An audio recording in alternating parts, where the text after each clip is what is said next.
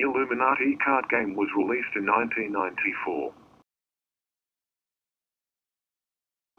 It has predicted events like 9/11. There are 10 New World Order cards.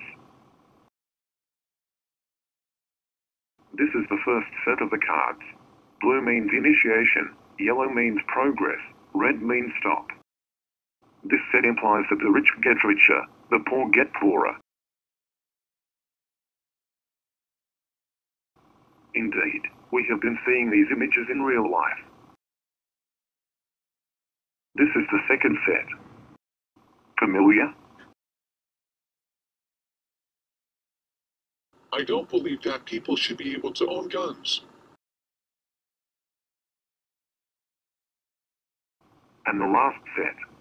Interesting, eh?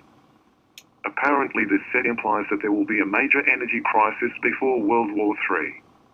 And the post-war anarchism, but that's another story.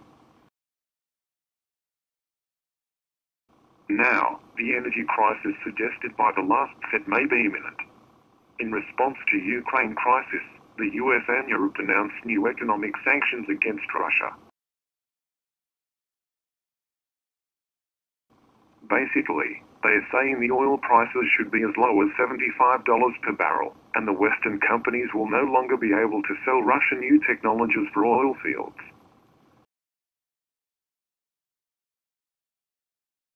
We've also made it clear, as I have many times, that if Russia continues on its current path, the cost on Russia will continue to grow.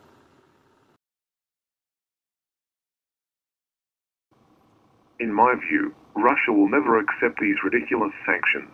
This will lead to a backfire. At some point, Russia and Iran will stop oil export, like completely.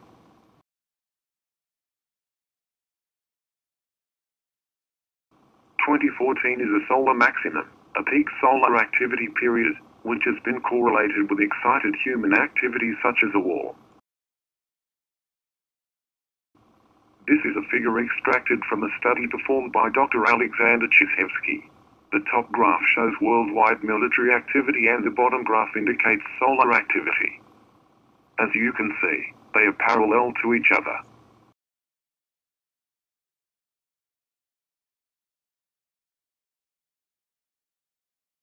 In addition, London Olympics and World Wars come together.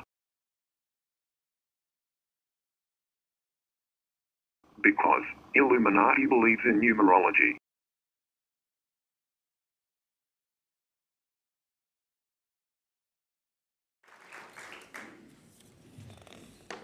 Thank you so much. Merci beaucoup.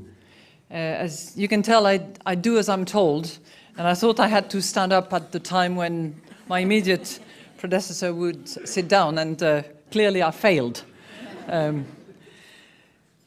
Good afternoon, and thank you very much for having me with you. I would like to thank the National Press Club, and especially President Angela Grilling-Keane, for not only inviting me to this prestigious venue, but essentially presenting the outline of what I want to talk to you about now.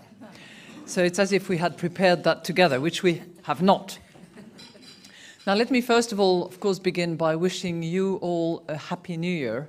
I guess it's still time to do that, given that we are just exactly halfway through between our Western New Year and the Lunar New Year, which will loom in a few weeks' time.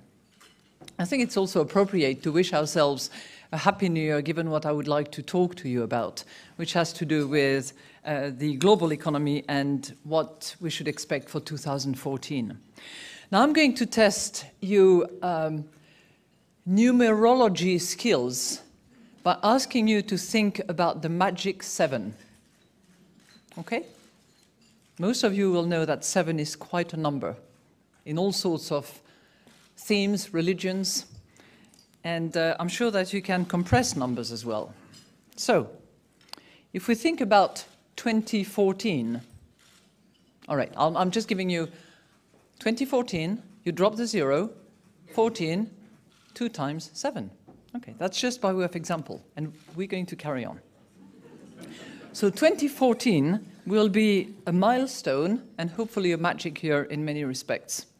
It will mark the 100th anniversary of the First World War back in 1914. It will mark the 70th anniversary, drop the zero, 7, of the Bretton Woods Conference that actually gave birth to the IMF.